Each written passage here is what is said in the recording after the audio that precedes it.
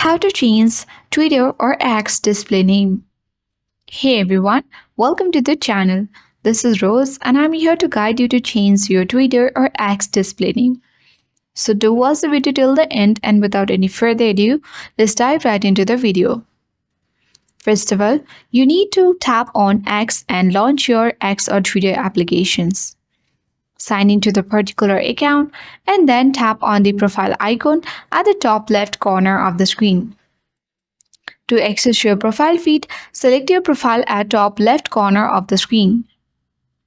As of now, my display name is Tech Studio 2083. So to change it, tap Edit Profile at top right corner of the screen. Here you will get bunch of informations where you can edit and change it to brand new one. To change the display name, simply you need to tap on the name button. And here you can easily remove it and add new one. After that, you can tap on the Save button at top right corner of the screen and review the changes. You need to be aware that changing your display name won't affect your username of Twitter or X.